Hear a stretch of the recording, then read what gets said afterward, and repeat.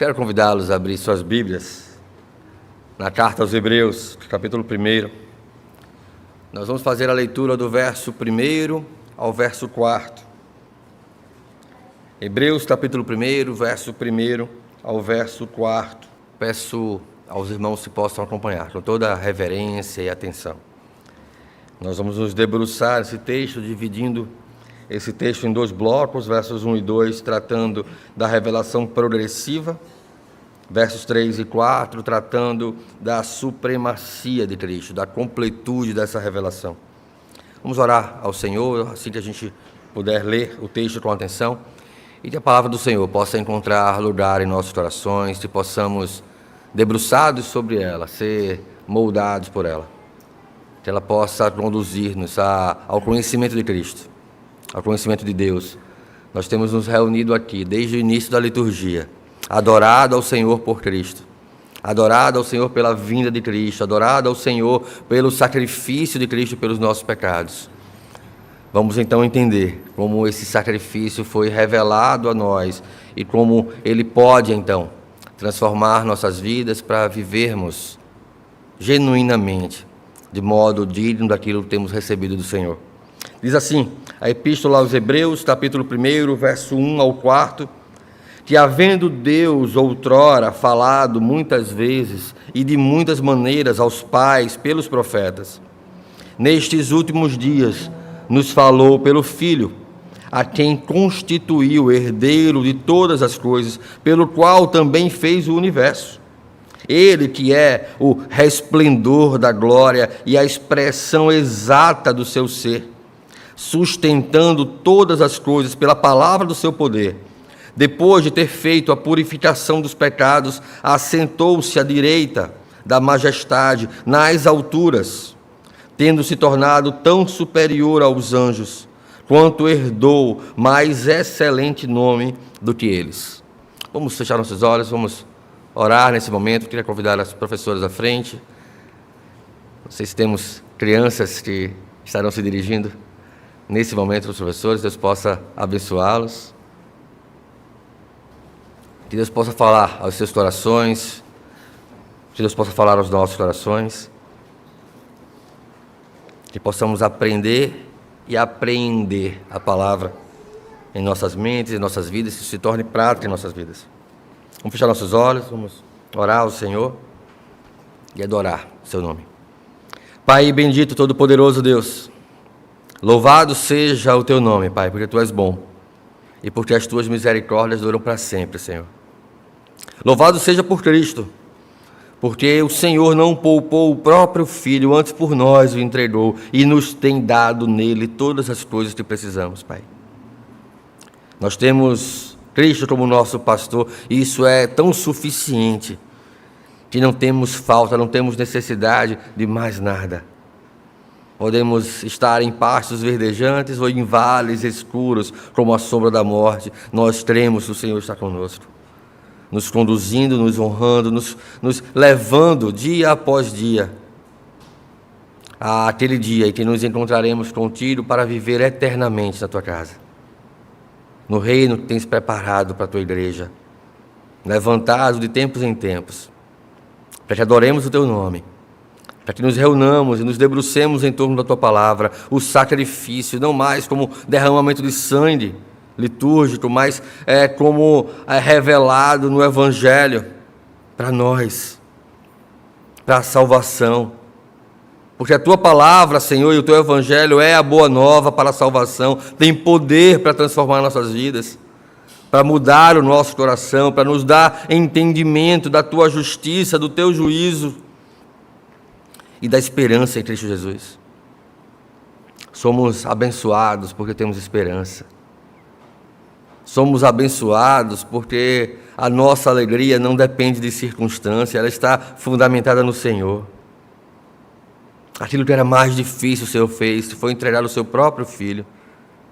Certamente nos sustentará, nos preservará todos os dias de nossas vidas. Tem misericórdia, Pai, dessas crianças que possam aprender da tua palavra, crescer nos teus caminhos. Tem misericórdia de nós, Senhor, que a minha indignidade não comprometa a pureza da Tua palavra, a santidade da Tua palavra. Que isso encontre lugar em nossas vidas e que as palavras dos meus lábios e o meditar do meu coração sejam agradáveis na Tua presença, Deus. Tu és a nossa rocha, Tu és a nossa fortaleza, nosso socorro bem presente. Assim Te louvamos em nome de Jesus. Amém.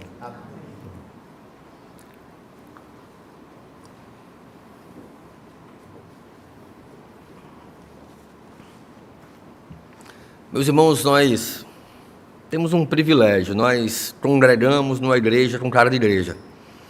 É fácil passar lá fora, identificar o prédio e dizer, não, ali é uma igreja. Algumas pessoas acham a igreja católica, passam-se benzem aqui atravessando aqui a avenida. Mas nós temos uma igreja com cara de igreja. Uma igreja que comunica aquilo que ela é.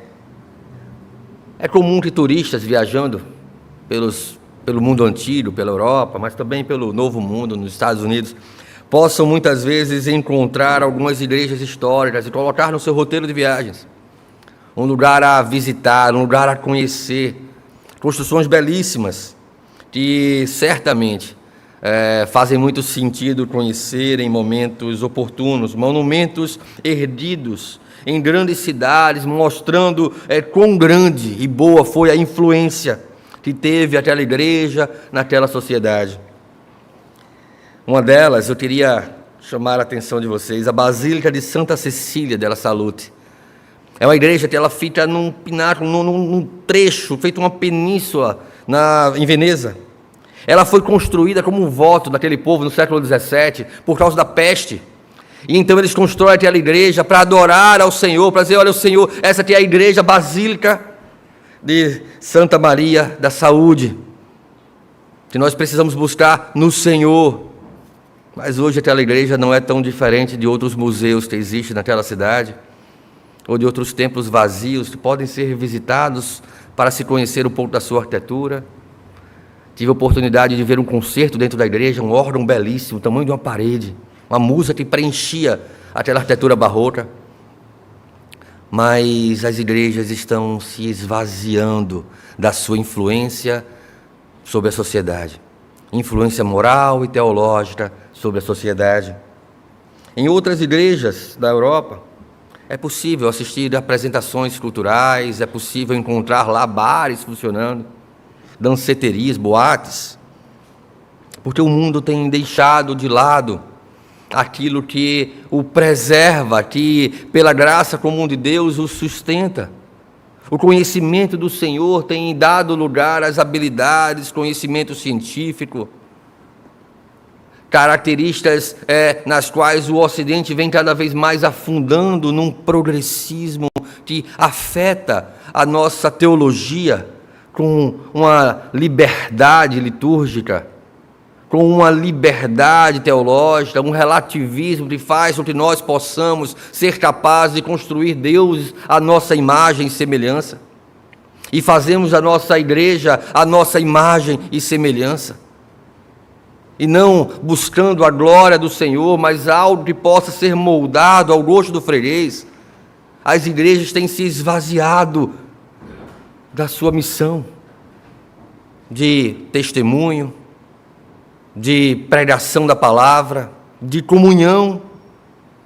A igreja tem se esvaziado da sua missão de ser ali um lugar onde a palavra do Senhor é pregada, não para satisfazer a plateia, não para entreter os jovens e adolescentes, mas a palavra do Senhor é pregada para confrontar os corações. E temos trocado isso por uma graça barata, de um evangelho superficial, que nos conduz não para Deus, mas para longe do Senhor, e muito mais para nós mesmos, e nossas vontades, e os nossos interesses, do que para o Senhor. Mesmo nos Estados Unidos, uma sociedade construída sobre o alicerce dos peregrinos que para ali migraram, perseguidos pela perseguição religiosa na Inglaterra. Universidades como Princeton, Harvard, foram completamente destituídas daquilo que foi a sua fundação.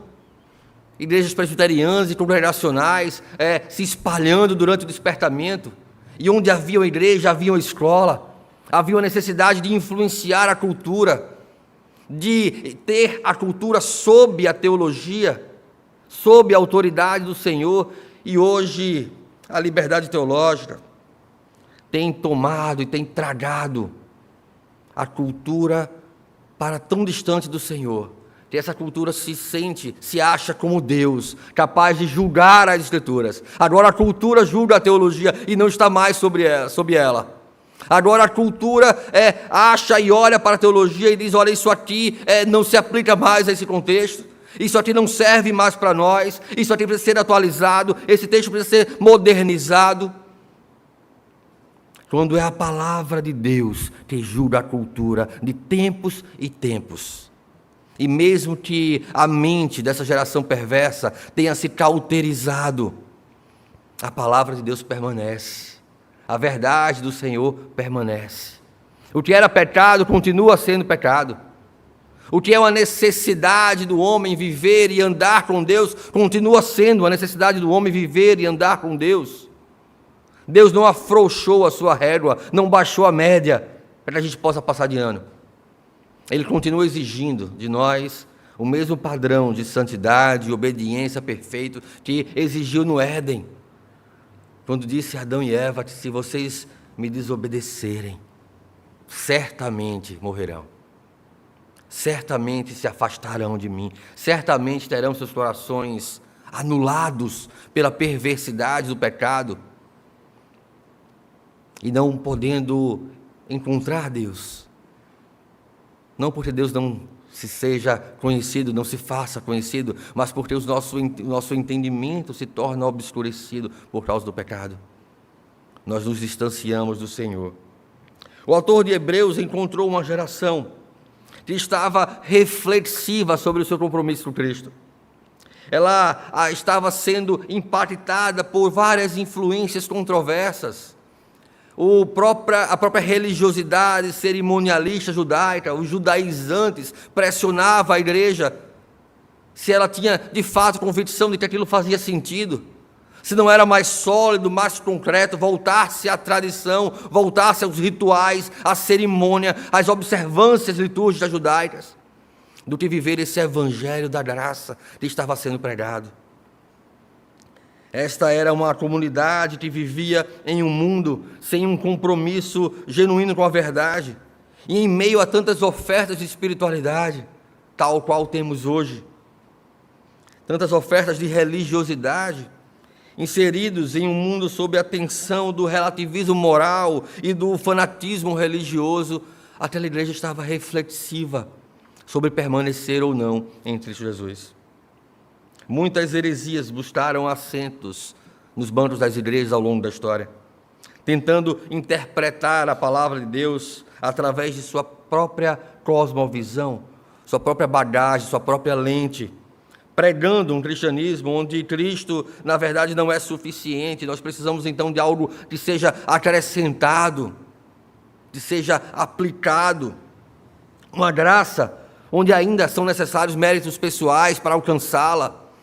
E então o cristianismo puro, simples, pregado por Cristo Jesus, refletido em Cristo Jesus na sua vida, no seu ministério, começa a entrar em choque com conceitos seculares ou conceitos religiosos arcaicos, pagãos até, que vêm confrontando a palavra do Senhor de tempos em tempos ao longo da história. O mundo inteiro convidava aquela igreja a largar Cristo. A pressão romana convidava aquela igreja a largar Cristo. A pressão religiosa dos judeus convidava aquela igreja a largar Cristo. Talvez hoje, em nossos dias, no nosso trabalho, tanta pressão, tanta coisa a conquistar, tanta tarefa, tanto cansaço nos convide a largar Cristo. Talvez o nosso conhecimento científico, nossas faculdades, nossos estudos, nos convidem a largar Cristo, nos faça achar que temos o suficiente, que não precisamos de Deus, ou que Ele pode ser apenas um compartimento, um quarto a ser acessado em nossos lares, mas não o fundamento da casa inteira. Então somos convidados a largar Cristo.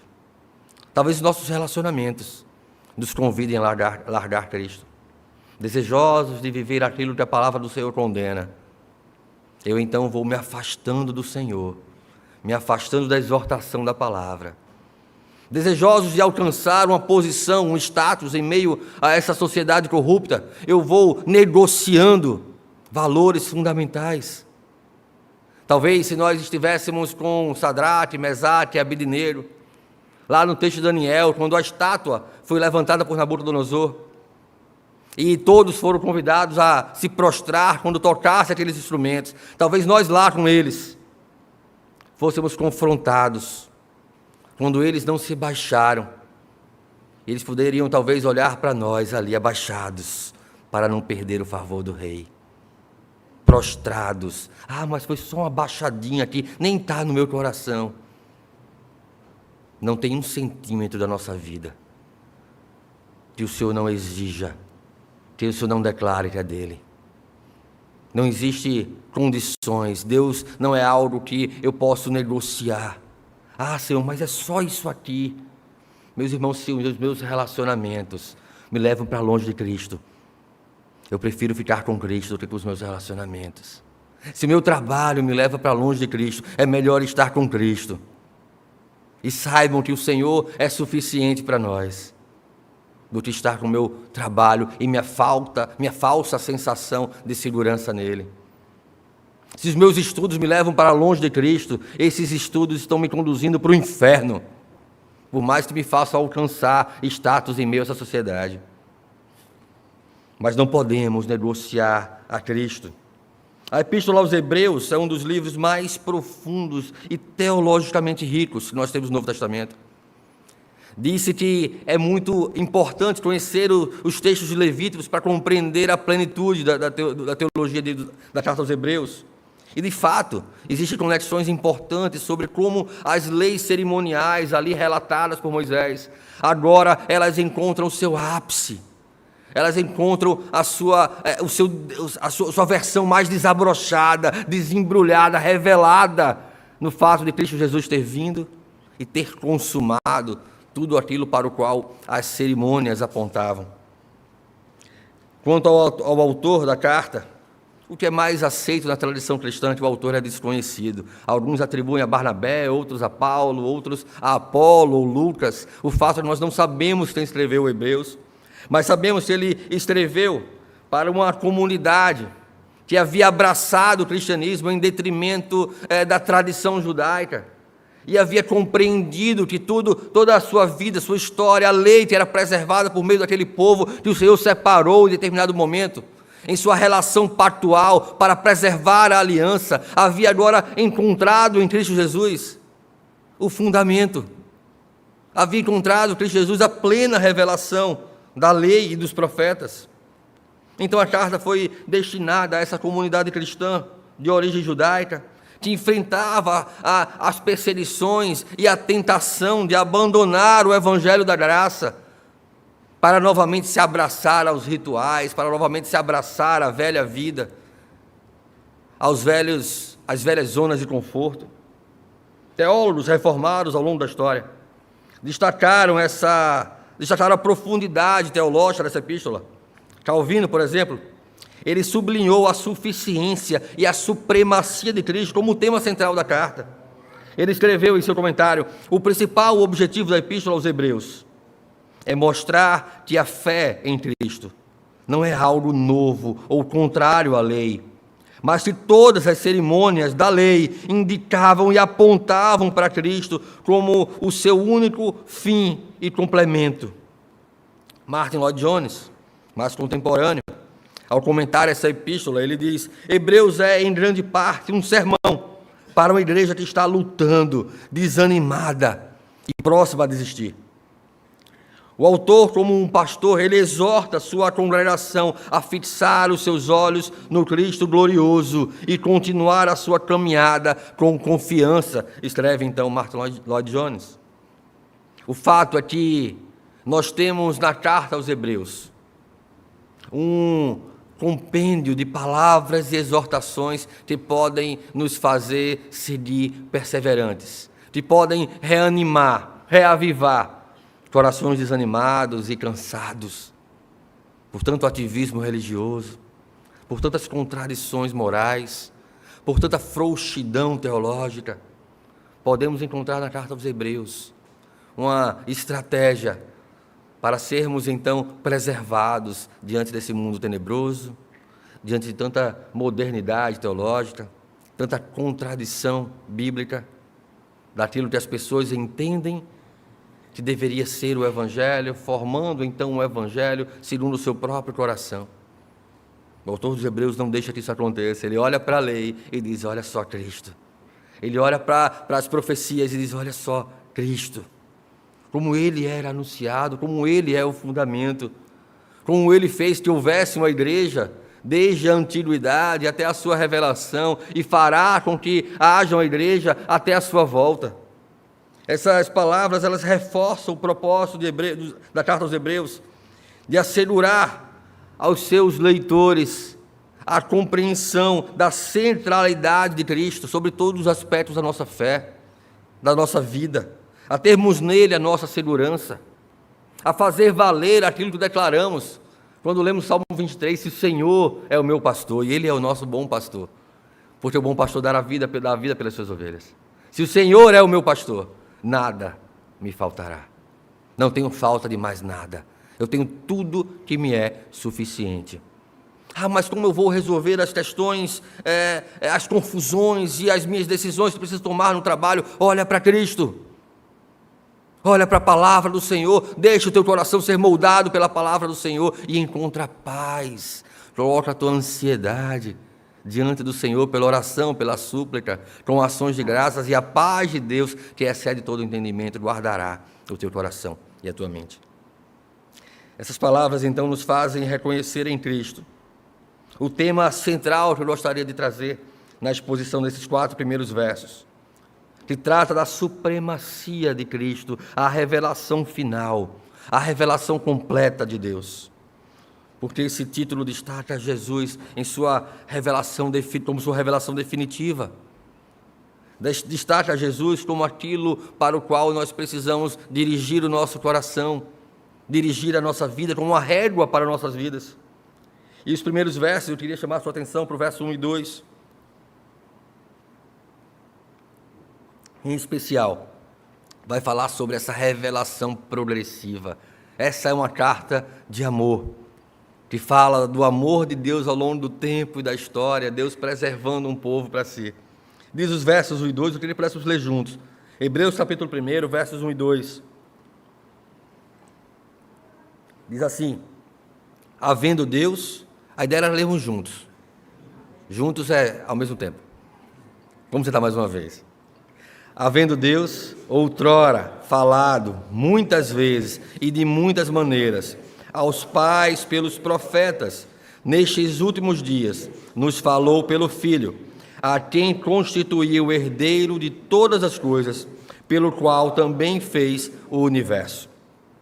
A mensagem é que Deus, anteriormente, falou de várias maneiras aos pais pelos profetas, e agora fala de forma clara, assertiva, através de seu Filho, Jesus Cristo.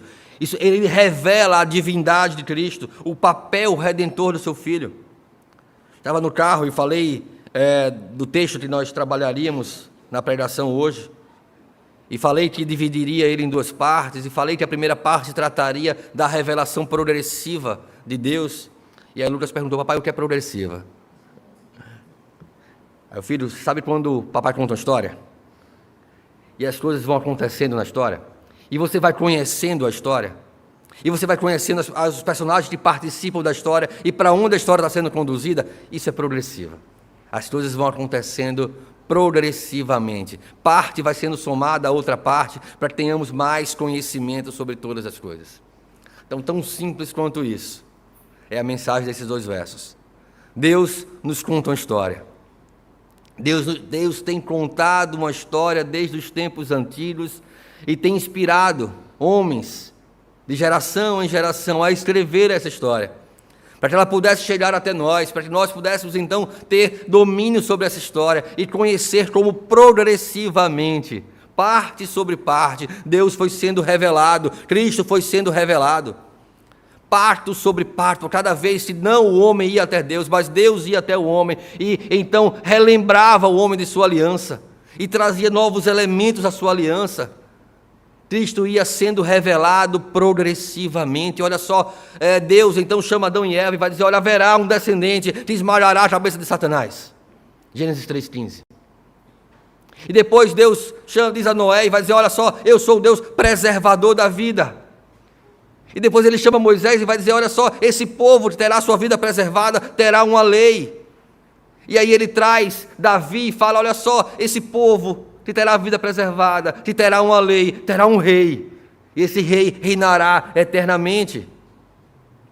E aí o povo pensa: mas e agora? O povo se perdeu, foi levado cativo, e Deus levanta restauradores para conduzir o povo de volta para Ele, e progressivamente Cristo vai sendo revelado como o Redentor dessa nação, como o Redentor dessa igreja, que vai também progressivamente sendo levantada, que vai se ajuntando de povos, de línguas diferentes, de contextos diferentes, porque o Senhor tem progressivamente revelado aos nossos corações que nos amou desde a fundação do mundo e nos tem conduzido ao arrependimento, ao reconhecimento de nossa necessidade dele.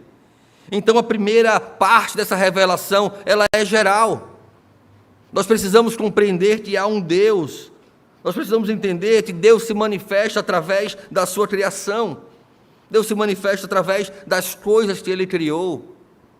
Deus se revela. O Salmo 19, versos 1 e 4, vai dizer: os céus proclamam a glória de Deus, e o firmamento anuncia as obras de suas mãos. Um dia discursa sobre outro dia. Uma noite revela conhecimento a outra noite. Não há ninguém, nem palavras, e deles não se ouve nenhum som. No entanto, por toda a terra se faz ouvir a sua voz, e as suas palavras até os confins do mundo. A criação é uma pregação silenciosa de um Deus Criador poderoso,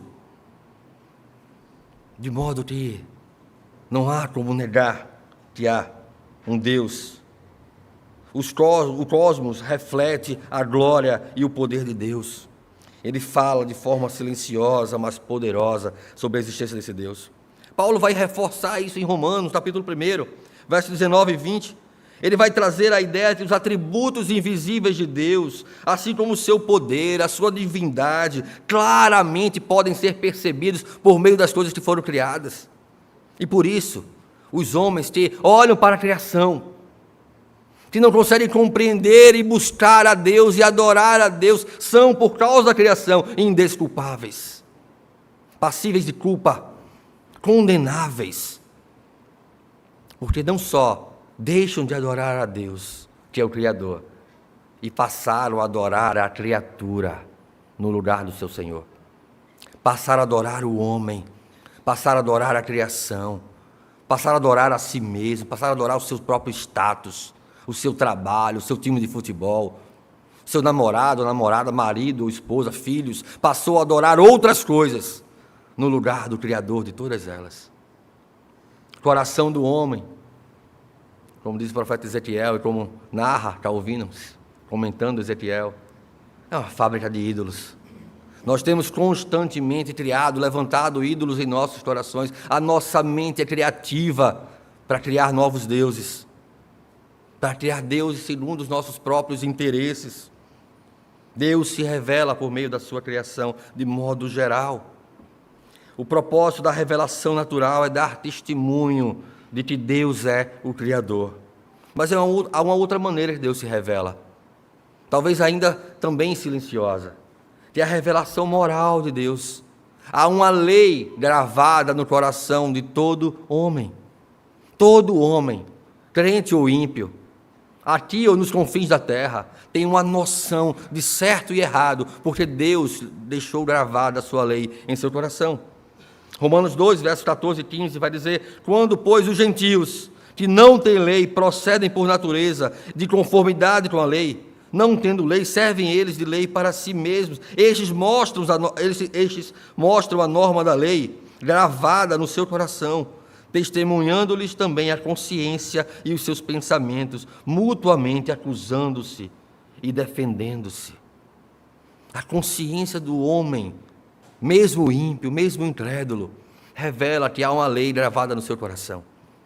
E pecado após pecado, o homem vem cauterizando essa consciência, vem anulando os efeitos dessa consciência, para viver cada vez mais distante do seu Criador, para viver cada vez mais segundo uma inclinação do seu coração enganoso, para viver do jeito que lhe apraz, fazendo de si mesmo deuses de si, senhores de suas próprias vidas.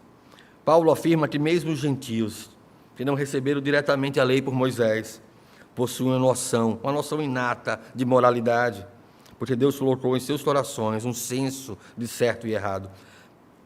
A lei moral em nossos corações serve para mostrar a nossa incapacidade de viver perfeitamente segundo a santidade de Deus. E, portanto, a nossa necessidade de um Redentor. Se a lei natural, se a criação revela que há um Deus, a nossa consciência revela que não somos dignos dele. Mostra o quanto precisamos de um Redentor, o quanto nós agimos contrário à nossa própria consciência. Então, cremos que há um Deus, sabemos que falhamos, então Deus se revela especialmente na palavra do Senhor, nos sim convencendo da justiça de Deus e do juízo que recai sobre os nossos pecados, mas nos dando esperança em Cristo Jesus. Essa é a razão do Evangelho. Deus se faz conhecido na criação, o homem se faz pecador em sua própria consciência, mas Deus nos dá a esperança de, apesar de sermos pecadores e Deus ser santo, encontrarmos escape, encontrarmos um meio, encontrarmos abrigo, consolo, conforto, e mais do que isso, encontrarmos salvação em Cristo Jesus. Cristo foi revelado para que nós pudéssemos então ter certeza da nossa salvação. E por ter certeza parece arrogante pensar, poxa, como certeza da salvação, se a minha própria consciência mostra o quanto pecador eu sou. Sim, certeza, porque não é pelos nossos méritos, mas foram pelos méritos de Cristo. Quem assegura não é a minha moralidade, mas é a de Cristo, é a justiça de Cristo, colocada sobre mim, e eu carrego o seu fardo que é leve, e ele leva o meu que é pesado, e carregou naquela cruz, como lemos no texto de Isaías 53, ele tomou sobre si o pecado de cada um de nós, e por isso foi traspassado, e por isso foi humilhado, e por isso teve o seu sangue derramado, para que o nosso fosse salvo, para que por meio desse sangue, a morte de Cristo fosse então suficiente, para que nós não tenhamos a morte como o fim de nossas vidas, mas como uma passagem para a verdadeira vida que nos aguarda, e que está reservada para nós em Cristo Jesus. João 5,39 vai dizer: examinai as Escrituras, porque julgais ter nelas a vida eterna, e são elas mesmas que testificam de mim. Palavra de Jesus. Jesus afirma que todas as Escrituras, lei, profetas, toda a poesia dos salmos, dos cânticos, toda a sabedoria de Eclesiastes, dos provérbios, apontam para Cristo. Tem em Cristo o seu ápice, o seu momento glorioso, especial.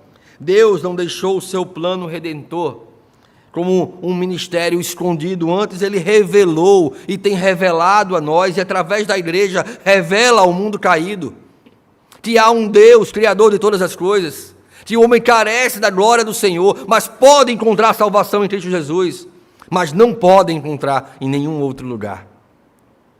Cristo é a manifestação para a nossa salvação. Havendo Deus outrora falado muitas vezes e de muitas maneiras aos pais pelos profetas, nestes últimos dias nos falou pelo Filho. Muitas maneiras ou de muitas partes, de muitas maneiras ou de métodos variados, várias traduções possíveis aqui. A combinação dessas palavras, ela enfatiza que embora houvesse uma revelação anterior, tendo sido diversificada, tendo sido fragmentada, a revelação de Cristo ela é plena, ela amarra todas as coisas, ela fecha as pontas, ela conecta todas as coisas, para que nós compreendamos então que tudo apontava para Cristo. Quando nós cantamos o Salmo 24 aqui, sobre o Rei da Glória, que vem o Rei da Glória. Quem é o Rei da Glória? Ele falava de Cristo. Quando nós lemos Gênesis 3,15, sobre o descendente da mulher que esmagaria a cabeça de Satanás, fala de Cristo. O tempo inteiro, a revelação vem sendo desembrulhada para que Cristo seja revelado, para que nós tenhamos a compreensão que a razão da nossa fé não é algo escondido, não é algo oculto, mas está revelado em Cristo Jesus para nós, e nos serve a nossa confiança, não arrogância, mas confiança, de que se Deus é por nós, quem será contra nós? E que aquele que não poupou o próprio Filho, antes por nós o entregou, não nos dará nele todas as coisas? E se somos entregues todos os dias como ovelhas ao matadouro, em Cristo somos mais do que vencedores. Porque ninguém, nem governo, nem circunstância, nem secularismo, nem heresias, ninguém pode nos separar do amor de Deus, uma vez que estamos em Cristo Jesus. A combinação, então, dessas palavras vai enfatizar o caminho da revelação do Senhor até chegar a Cristo Jesus. A revelação natural nos leva a conhecer Deus como Criador. A revelação moral nos mostra a nossa necessidade de um Salvador. E a revelação especial, a palavra do Senhor, as Escrituras, aponta para Cristo como o Salvador prometido. Está fechado, está consumado. Não há nada além de Cristo. E tudo que houve antes olhava para Ele, uma plenitude, uma revelação daquilo que antes se tinha em sombras, mas que agora estava manifesto. Cristo é o ápice, a plenitude da revelação de Deus.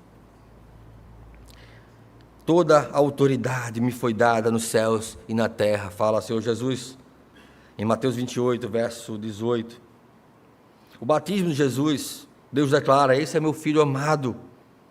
Aos hebreus, ele é também chamado de herdeiro de todas as coisas, como não só sendo um agente da criação, ele tem autoridade sobre a criação. Ele é não só o Salvador das nossas vidas, mas Ele é também o Senhor das nossas vidas. Nós, como crentes, e certos da nossa salvação, não recebemos apenas um carimbo que vamos mostrar lá na hora de acessar o céu, um passaporte para entrarmos no paraíso. Essa é graça barata, é céu sem cruz, é salvação sem vida. Mas a graça de Cristo não só nos dá a certeza da salvação, mas nos dá a convicção de precisamos ter uma vida que seja convergente com aquilo que esperamos em Cristo. A preservação dos eleitos, ou a perseverança dos santos, como temos descrito na nossa teologia, nada mais é do que o Espírito Santo agindo no meio da igreja, preservando a igreja, sustentando a igreja diante do senhorio de Cristo Jesus. Ele assegura a salvação. Ele é também aquele que nos conduz no caminho. Ele é o Deus Todo-Poderoso, que nos tirou do império das trevas e nos transportou para o reino do Filho do seu amor. Cristo é o herdeiro de todas as coisas. Ele domina e é soberano sobre toda a criação. A Bíblia enfatiza a suficiência de Cristo, tanto em sua obra redentora, quanto em sua providência sobre todas as coisas. João capítulo 1, versos 1 e 2. Trecho conhecido do prólogo de João, do Evangelho de João, vai dizer que no princípio era o Verbo, e o Verbo estava com Deus, e o Verbo era Deus. Ele estava no princípio com Deus. João vai relatar a divindade de Jesus, não a partir do seu nascimento, mas ele vai relatar a divindade de Jesus desde a eternidade. Ele era Deus, ele estava com Deus desde a criação de todas as coisas. Ele não passou a existir quando assumiu uma forma corpórea, não. Ele era Deus, e ele assumiu um corpo para que pudesse sacrificar esse corpo em nosso favor, para nos salvar. Enquanto os profetas falaram por intermédio de Deus, Jesus é o próprio Deus que fala a respeito dele. Ele não veio apenas como mensageiro, mas como o próprio Verbo divino.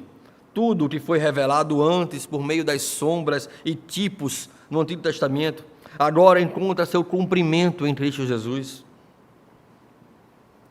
Há um teólogo chamado Warfield, e ele vai falar que Cristo é a revelação de Deus em sua forma mais completa e final. É sublime essa expressão de Warfield. Ele vai dizer, não há necessidade de buscar mais nada além de Cristo, pois nele temos tudo o que precisamos para a salvação e para a nossa vida.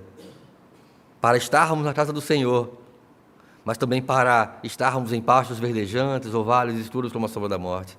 Tudo que nós temos, nós encontramos no Senhor, que é o nosso pastor. Então vem os versos 3 e 4, do capítulo 1 de Hebreus, falar sobre essa supremacia, essa sublimidade. Verso 3, ele vai dizer, ele que é o resplendor da glória e a expressão exata do seu ser, sustentando todas as coisas pela palavra do seu poder, depois de ter feito a purificação dos pecados, assentou-se à direita da majestade nas alturas, tendo se tornado tão superior aos anjos, quanto herdou mais excelente nome do que eles. O argumento da epístola é que, enquanto os anjos, os profetas são mensageiros de Deus, Jesus é o próprio Deus, o Filho de Deus, com a mesma essência e atributos, então, manifestos, revelados. A palavra usada para resplendor aqui, ela significa reflexo, um reflexo, algo que remete àquilo para o qual ele reflete. Ele desvenda Jesus como reflexo da glória de Deus, a manifestação visível do Deus invisível. Então, na sequência, ele não é só um reflexo, mas ele é a expressão exata, ele tem as mesmas características. E me permita usar o grego aqui, a palavra grega utilizada é caráter, que nós temos por características. Cristo tem os mesmos atributos, ele é a expressão exata do ser de Deus. Colossenses, nós lemos esse texto no início da nossa liturgia. Paulo vai dizer que este é a imagem do Deus invisível, o primogênito de toda a criação, pois nele foram criadas todas as coisas, nos céus e sobre a terra, as visíveis e as invisíveis, sejam tronos, sejam soberanias, quer principados, quer potestades. Tudo foi criado por meio dele e para ele. Ele é antes de todas as coisas, nele tudo subsiste. Quando o autor de Hebreus diz que ele sustentou todas as coisas, significa que ele carrega todas as coisas, ele governa sobre todas as coisas, ele mantém e sustenta continuamente todas as coisas como são.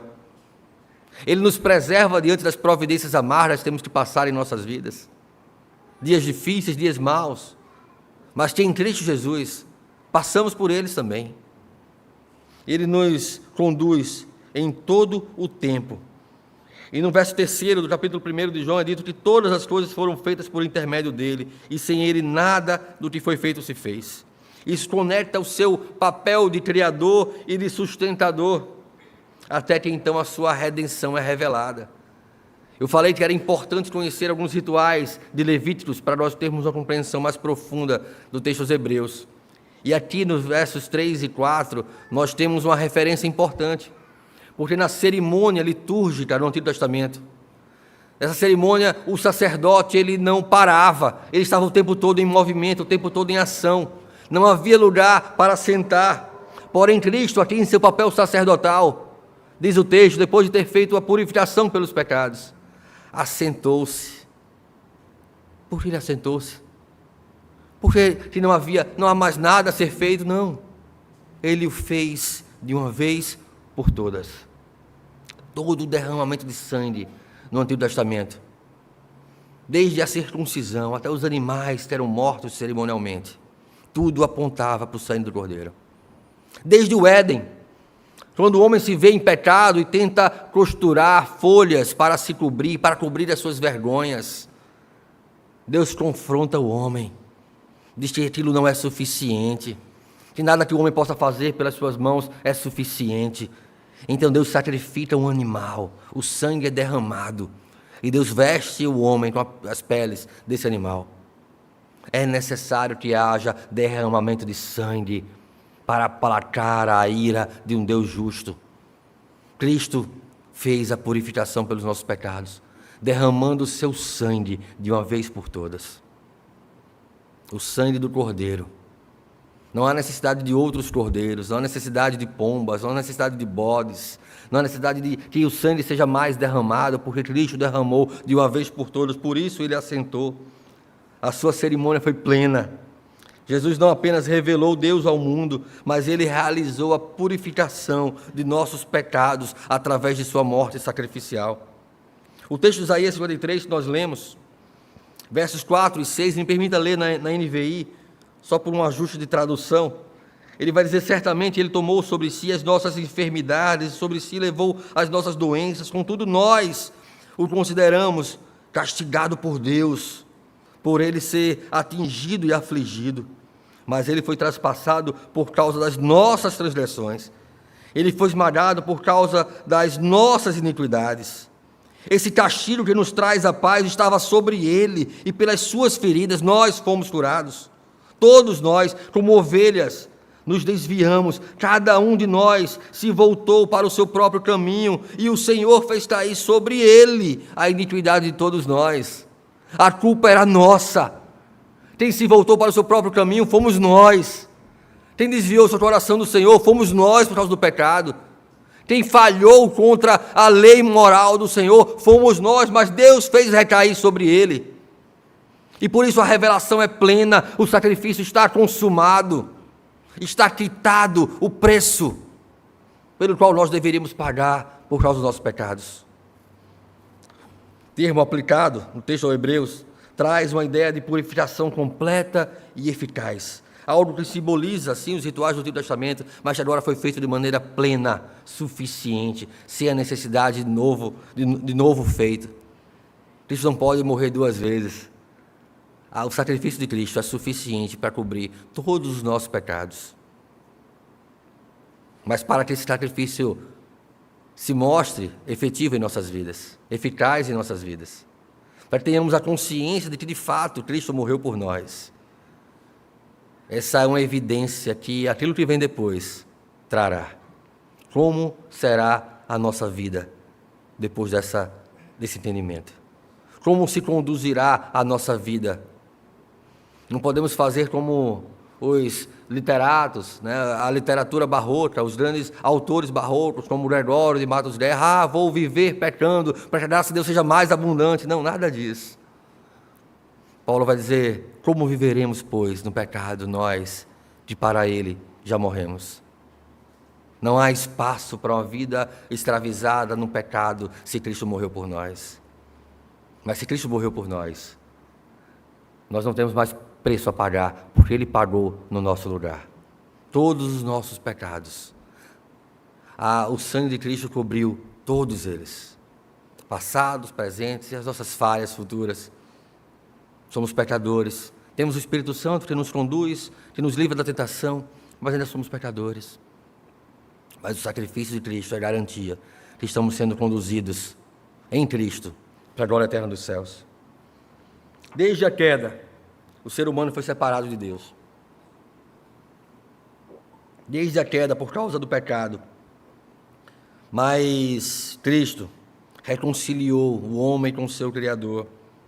Jesus, sendo a expressão exata de Deus, é também a ponte entre os pecadores e o Deus Santo. Ele tabernaculou entre nós, ele habitou entre nós, viveu a justiça que nós não vivemos, para ser então o Cordeiro perfeito, suficiente. O nosso pecado era algo tão agressivo, e muitas vezes nós temos uma noção tão rasa de pecado, mas o nosso pecado era algo tão agressivo, que homem nenhum poderia pagá-lo. Sacrifício nenhum nesse mundo poderia pagá-lo.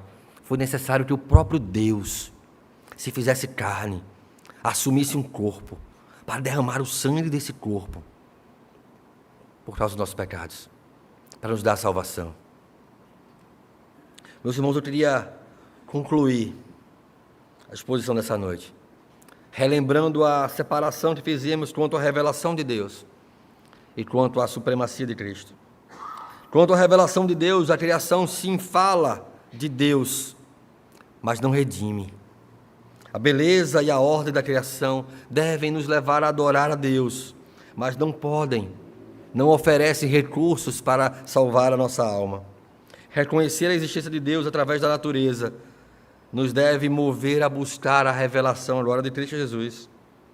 A nossa consciência moral, a lei gravada no coração de todo homem, ela nos acusa, mas não nos justifica. Nossa consciência e senso moral nos condenam, entram em choque com os nossos desejos, dos nossos pensamentos. Ela nos leva a Cristo, a necessidade de Cristo, a reconhecer que precisamos de um Salvador, de um Redentor.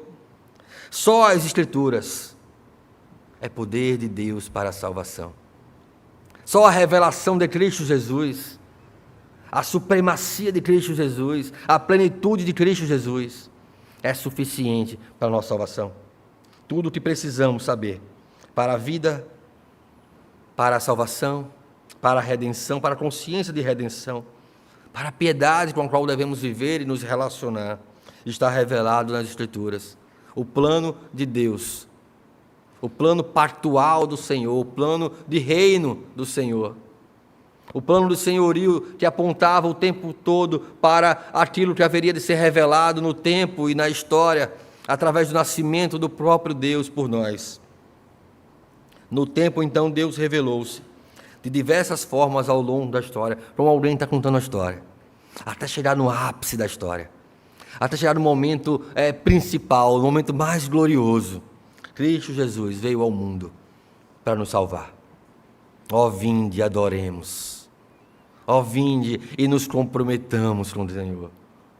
Ó, nos reconciliamos, devemos nos reconciliar, nos comprometer, viver Cristo em nossas vidas, de modo que toda a nossa vida seja moldado em razão desse amor. Quanto à supremacia de Cristo, a revelação de Cristo não é apenas uma verdade teológica, abstrata, mas ela tem base para a nossa vida prática. Se cremos que Cristo é Cristo, se cremos que Ele é o Filho de Deus, se cremos que Ele morreu por nós, porque Deus nos amou a tal ponto, nós precisamos entender que fomos reconciliados com nosso Deus. E precisamos viver como amigos de Deus. Precisamos andar com Deus. Se cremos que Cristo é Deus e morreu por nós, temos que ter confiança nele, mais do que qualquer outra coisa em nossas vidas. Mais do que em autoridade, mais do que liderança de igreja, mais do que qualquer outro lugar. Cristo. É nele que precisa estar a nossa confiança. Em momentos de insegurança, de sofrimento, de dúvida, podemos descansar na verdade de que aquele que purificou os nossos pecados também mantém a nossa vida sobre o seu controle providencial. Ele providenciará tudo o que nós precisamos. Ele é o nosso socorro bem presente, ou seja, sempre pronto. Confiemos no Senhor. Mas se fomos reconciliados com Deus, se temos confiança em Cristo Jesus, precisamos viver sob o senhorio de Cristo. A nossa vida precisa dar testemunho disso. O nosso compromisso precisa refletir isso. Somos levados a ver o grande amor de Deus que progressivamente se revelou ao longo da história.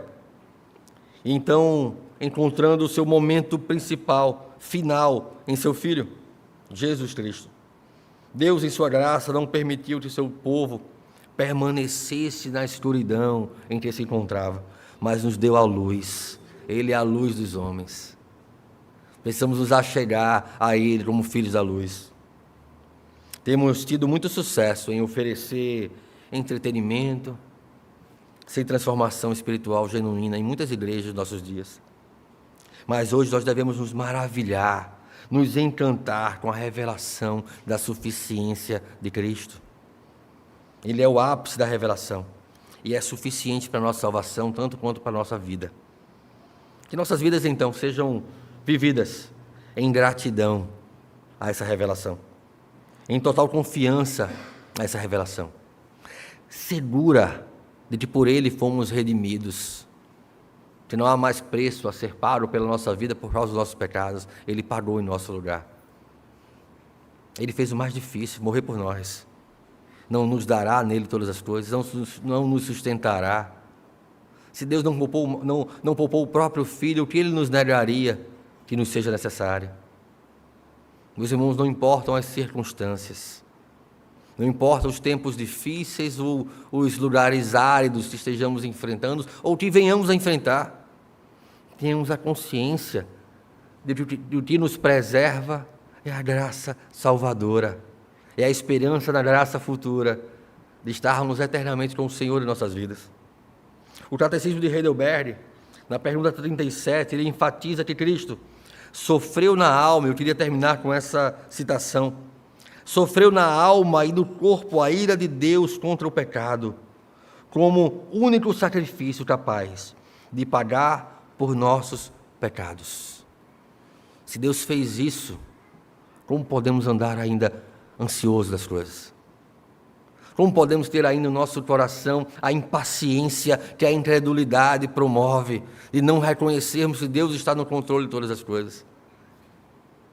Sofreu na alma e no corpo a ira de Deus contra o pecado, como o único sacrifício capaz de pagar por nossos pecados. Imagina o que Deus não está disposto a fazer por nós. Que Deus tenha misericórdia de nós, que possamos encontrar no Senhor segurança, mas também um modelo, régua para nossas vidas.